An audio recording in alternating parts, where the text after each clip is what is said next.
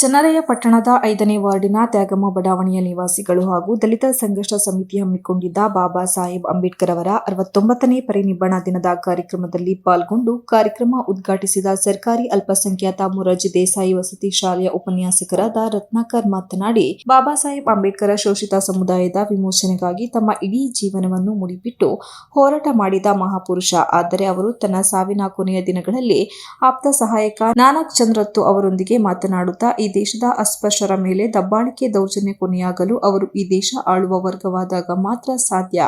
ಹಾಗಾಗಿ ಹಿಂದೆ ಹೋಗಿ ಹೇಳು, ನಿಮ್ಮಗಳ ಮನೆಯ ಗೋಡೆಯ ಮೇಲೆ ಬರೆದುಕೊಳ್ಳಿ, ಈ ಮಾತನ್ನು ಅವರಿಗೆ ಹೋಗಿ ಹೇಳು ಎಂದು ಹೇಳಿದರು. ಆದರೆ ಅವರು ಪರಿನಿಬ್ಬಣ ಹೊಂದಿ 69 ವರ್ಷ ಕಳೆದರೂ ಇಂದಿಗೂ ಕೂಡ ಶೋಷಿತ ವರ್ಗದವರನ್ನು ದೇಶವನ್ನು ಆಳುವ ವರ್ಗವಾಗದಿರುವುದು ವಿಷಾದನೀಯ ಎಂದರು.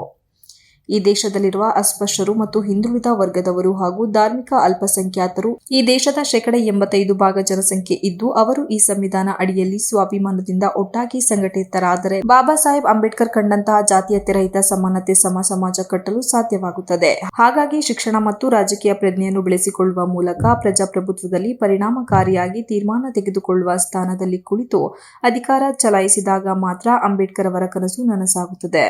ಈ ಸಂದರ್ಭದಲ್ಲಿ ನಾವು ಬೇಡುವ ವರ್ಗವಾಗುವ ಬದಲು ನೀಡುವ ವರ್ಗವಾಗುವ ಕನಸು ಕಾಣುವುದು ಅತ್ಯಂತ ಅಗತ್ಯವಾಗಿದೆ. ಇದು ಸಾಧ್ಯವಾಗಲು ಬಾಬಾ ಸಾಹೇಬ್ ತೋರಿದಂತಹ ಮಾರ್ಗದಲ್ಲಿ ಮುನ್ನಡೆದು ಬುದ್ಧನ ತತ್ವವನ್ನು ಅಳವಡಿಸಿಕೊಂಡು ಶಾಂತಿ ಸಾಮರಸ್ಯದಿಂದ ಹೋರಾಡುವ ಮನೋಭಾವವನ್ನು ರೂಪಿಸಿಕೊಳ್ಳಬೇಕಾಗಿದೆ. ಅಂಬೇಡ್ಕರ್ ನಮ್ಮ ನಡುವೆ ಇಲ್ಲ, ಆದರೆ ಅಂಬೇಡ್ಕರ್ ಬರೆದಂತಹ ಸಂವಿಧಾನದ ಕಾಯ್ದೆ ಈ ಶೋಷಿತ ಸಮುದಾಯವನ್ನು ರಕ್ಷಕವಚದಂತೆ ಕಾಯುತ್ತಿದೆ. ಆದ್ದರಿಂದ ಸಂವಿಧಾನದ ಉಳಿವಿಗಾಗಿ ಶೋಷಿತರು ಆಳುವ ವರ್ಗವಾಗುವುದು ಅನಿವಾರ್ಯವಾಗಿದೆ ಎಂದರು.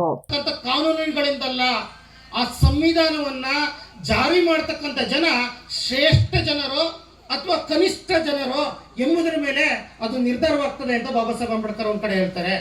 ಬಹುಶಃ ಸಂವಿಧಾನ ಜಾರಿಯಾಗಿ ಈ ದೇಶದಲ್ಲಿ 75 ವರ್ಷಗಳು ಕಳೆದೋಗಿದೆ.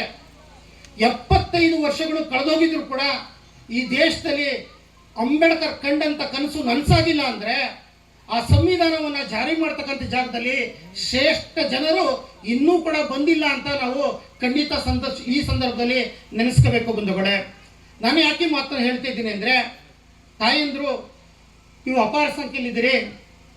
ಬಾಬಾ ಸಾಹೇಬ್ ಅಂಬೇಡ್ಕರ್ ಹೋರಾಟ ಮಾಡಿದಂಥ ಹೋರಾಟದ ಸಂದರ್ಭದಲ್ಲಿ ಅವರಿಗೆ ಬೆನ್ನೆಲುಬಾಗಿ ನಿಂತಂತರು ರಮಾಬಾಯಿ ಅಂಬೇಡ್ಕರ್, ಅವರ ಧರ್ಮಪದಿಯಾದ ರಮಾಬಾಯಿ ಅಂಬೇಡ್ಕರ್. ಒಂದು ವೇಳೆ ಅಂಬೇಡ್ಕರ್ಗೆ ಹೆಗಲು ಕೊಟ್ಟು ನಿಲ್ಲಿಲ್ಲ ಆಗಿದ್ರೆ ಬಹುಶಃ ಬಾಬಾ ಸಾಹೇಬ್ ಅಂಬೇಡ್ಕರ್ ನಮ್ಮ ಕಣ್ಣು ಮುಂದೆ ಸಂವಿಧಾನ ಬರೀತಕ್ಕಂಥ ಎತ್ತರಕ್ಕೆ ಹೋಗ್ಲಿಕ್ಕೆ ಆಗ್ತಾ ಇರ್ತಿಲ್ಲ. ಅವರು ಇಂಗ್ಲೆಂಡಲ್ಲಿ ಹೋಗಿ ಓದಬೇಕಾದ್ರೆ ಅವರ ಮಗ ತೀರೋಗ್ತಾನೆ.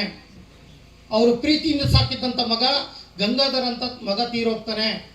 ಆ ವಿಚಾರವನ್ನ ಅವರು ತಲುಪಿಸೋದೇ ಇಲ್ಲ.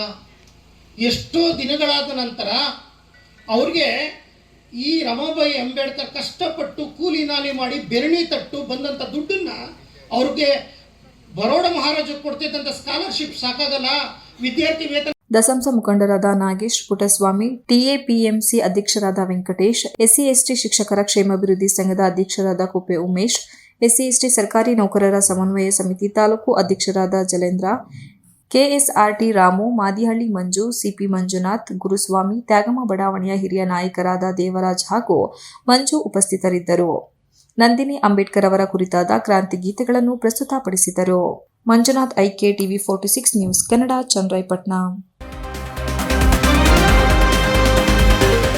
You are watching TV 46 News Kannada.